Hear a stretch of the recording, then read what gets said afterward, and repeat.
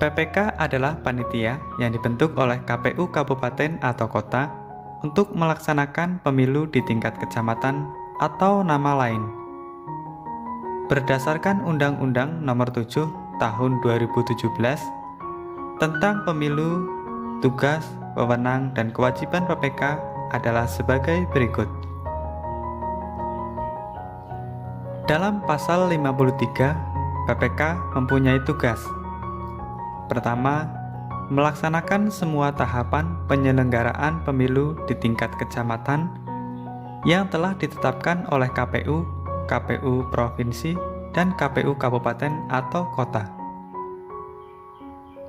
Kedua, menerima dan menyampaikan daftar pemilih kepada KPU kabupaten atau kota. Ketiga, melakukan dan mengumumkan rekapitulasi hasil perhitungan suara pemilu anggota DPR, anggota DPD, presiden dan wakil presiden, anggota DPRD provinsi, serta anggota DPRD kabupaten atau kota di kecamatan yang bersangkutan, berdasarkan berita acara hasil perhitungan suara di TPS dan dihadiri oleh saksi peserta pemilu.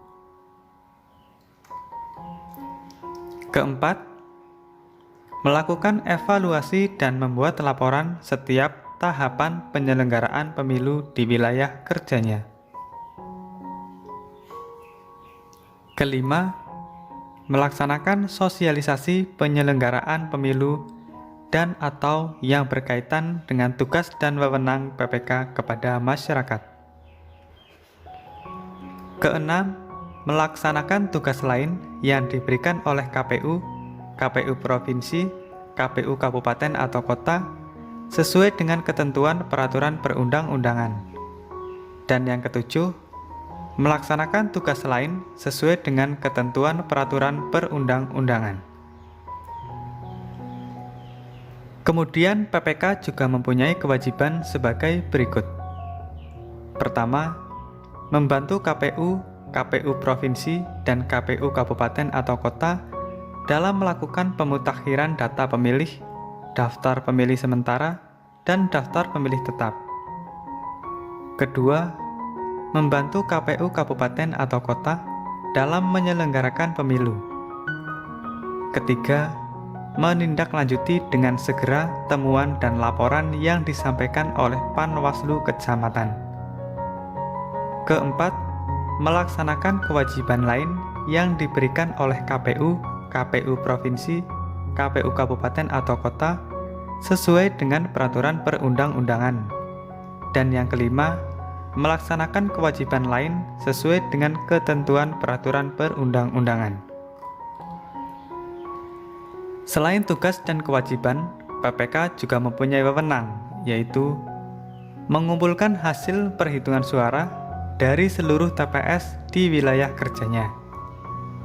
Kemudian, melaksanakan wewenang lain yang diberikan oleh KPU, KPU provinsi, KPU kabupaten atau kota sesuai dengan peraturan perundang-undangan. Dan melaksanakan wewenang lain sesuai dengan ketentuan peraturan perundang-undangan. Oke teman-teman, itu tadi informasi penjelasan terkait tugas, wewenang, dan kewajiban PPK berdasarkan Undang-Undang Nomor 7 Tahun 2017. PPS adalah panitia pemungutan suara yang dibentuk oleh KPU kabupaten atau kota untuk melaksanakan pemilu di tingkat kelurahan atau desa atau nama lain. Berdasarkan Undang-Undang Nomor 7 Tahun 2017 tentang Pemilu, tugas, wewenang, dan kewajiban PPS adalah sebagai berikut. Dalam pasal 56, PPS mempunyai tugas. Yang pertama, mengumumkan daftar pemilih sementara. Yang kedua, menerima masukan dari masyarakat tentang daftar pemilih sementara. Nomor 3, melakukan perbaikan dan mengumumkan hasil perbaikan daftar pemilih sementara. Yang keempat, mengumumkan daftar pemilih tetap dan melaporkan kepada KPU kabupaten atau kota melalui PPK. Yang kelima, melaksanakan semua tahapan penyelenggaraan pemilu di tingkat kelurahan atau desa yang telah ditetapkan oleh KPU, KPU Provinsi, KPU Kabupaten atau Kota, dan PPK. Keenam, mengumpulkan hasil perhitungan suara dari seluruh TPS di wilayah kerjanya. 7. Menyampaikan hasil perhitungan suara seluruh TPS kepada PPK. 8. Melakukan evaluasi dan membuat laporan setiap tahapan penyelenggaraan pemilu di wilayah kerjanya.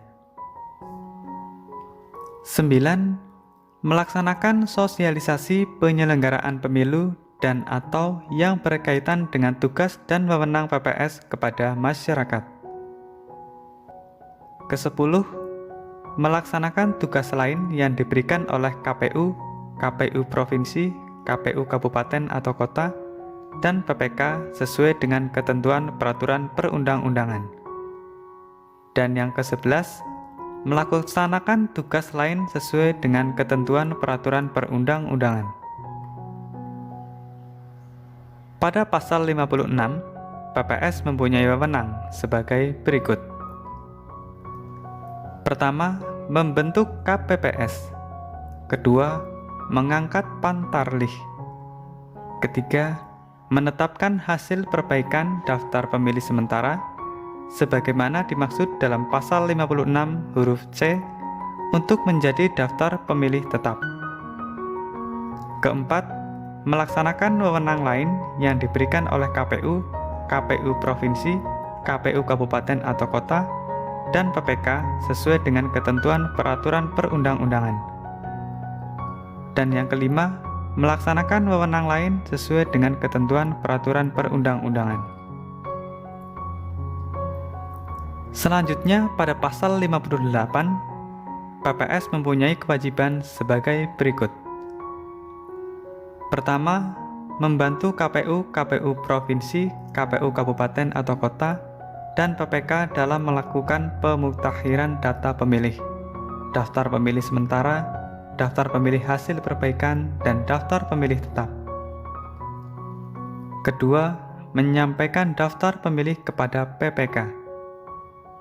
Ketiga, menjaga dan mengamankan keutuhan kotak suara setelah perhitungan suara dan setelah kotak suara disegel. Keempat, meneruskan kotak suara dari setiap PPS kepada PPK pada hari yang sama setelah rekapitulasi hasil perhitungan suara dari setiap TPS. Kelima, menindaklanjuti dengan segera temuan dan laporan yang disampaikan oleh Panwaslu Kelurahan atau Desa. Keenam, membantu PPK dalam menyelenggarakan pemilu kecuali dalam hal perhitungan suara. Ketujuh, melaksanakan kewajiban lain yang diberikan oleh KPU, KPU Provinsi, KPU Kabupaten atau Kota, dan PPK sesuai dengan ketentuan peraturan perundang-undangan. Dan yang kedelapan, melaksanakan kewajiban lain sesuai dengan ketentuan peraturan perundang-undangan.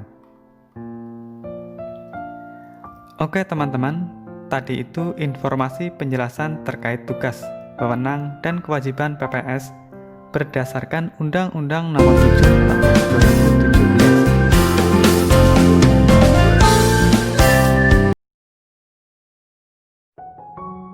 Kelompok penyelenggara pemungutan suara yang selanjutnya disingkat KPPS adalah kelompok yang dibentuk oleh PPS untuk melaksanakan pemungutan suara di tempat pemungutan suara. Berdasarkan Undang-Undang Nomor 7 Tahun 2017 tentang Pemilu, tugas, wewenang, dan kewajiban KPPS adalah sebagai berikut. Dalam pasal 60, KPPS mempunyai tugas.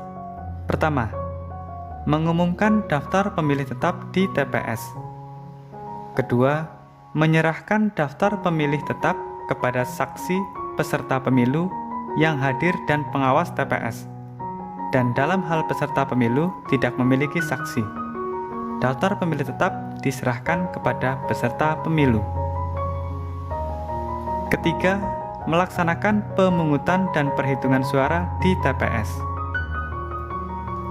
Keempat, membuat berita acara pemungutan dan perhitungan suara, serta membuat sertifikat perhitungan suara dan wajib menyerahkannya kepada saksi peserta pemilu, pengawas TPS, dan PPK melalui PPS. Kelima, melaksanakan tugas lain yang diberikan oleh KPU, KPU Provinsi, KPU Kabupaten atau Kota, PPK, dan PPS sesuai dengan peraturan perundang-undangan. Keenam, menyampaikan surat undangan atau pemberitahuan kepada pemilih sesuai dengan daftar pemilih tetap untuk menggunakan hak pilihnya di TPS. Dan yang ketujuh, melaksanakan tugas lain sesuai dengan ketentuan peraturan perundang-undangan. Pada pasal 61, KPPS mempunyai wewenang sebagai berikut. Pertama, mengumumkan hasil perhitungan suara di TPS. Kedua, melaksanakan wewenang lain yang diberikan oleh KPU, KPU Provinsi, KPU Kabupaten atau Kota, PPK, dan PPS sesuai dengan peraturan perundang-undangan. Dan yang ketiga, melaksanakan wewenang lain sesuai dengan ketentuan peraturan perundang-undangan.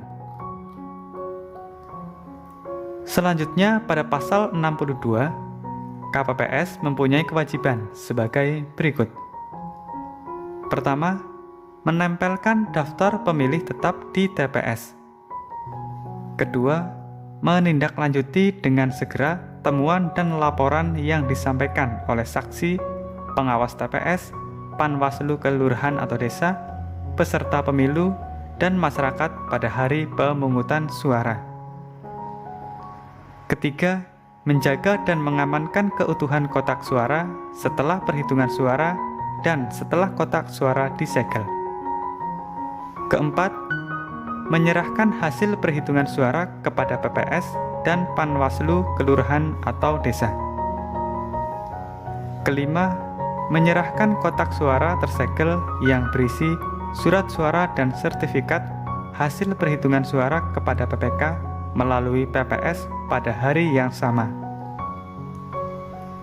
Keenam, melaksanakan kewajiban lain yang diberikan oleh KPU, KPU Provinsi, KPU Kabupaten atau Kota, PPK, dan PPS sesuai dengan peraturan perundang-undangan. Dan yang ketujuh, melaksanakan kewajiban lain sesuai dengan ketentuan peraturan perundang-undangan. Oke teman-teman, itu tadi informasi penjelasan terkait tugas, wewenang, dan kewajiban KPPS berdasarkan Undang-Undang Nomor 7 Tahun 2017. Semoga informasi ini bermanfaat bagi teman-teman.